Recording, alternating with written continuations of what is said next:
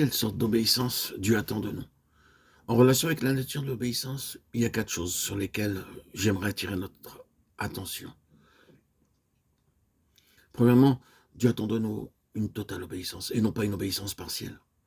La vie du roi Saül a sans aucun doute quelques leçons à nous donner sur l'obéissance partielle. L'histoire est bien connue de tous.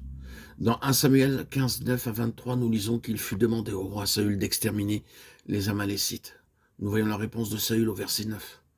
Mais Saül et le peuple épargnèrent Agag, ce qu'il y avait de meilleur dans le petit et dans le gros bétail, et dans les bêtes de la seconde portée. Ils épargnèrent les agneaux gras et tout ce qu'il y avait de bon. Ils ne voulurent pas le vouer à l'interdit, et ils vouèrent à l'interdit seulement tout ce qui était méprisable et chétif. Lorsque le prophète Samuel vint s'informer, nous lisons la salutation de Saül au nom de Dieu au verset 13. Combien de péchés, le péché est trompeur. Il vivait dans la désobéissance et il était aveugle sur ce qui manquait dans sa vie. Lorsque nous vivons dans une désobéissance volontaire, cela amène de la cécité spirituelle.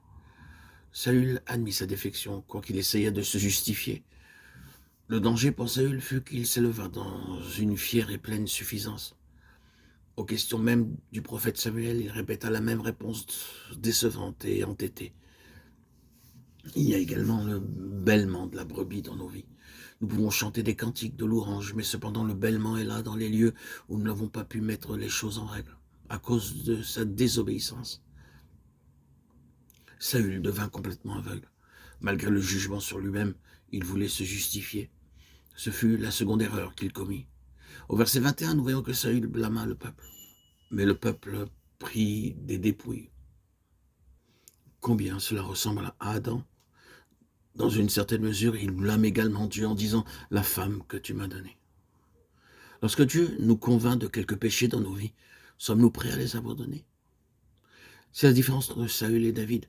David commit des péchés plus graves que Saül.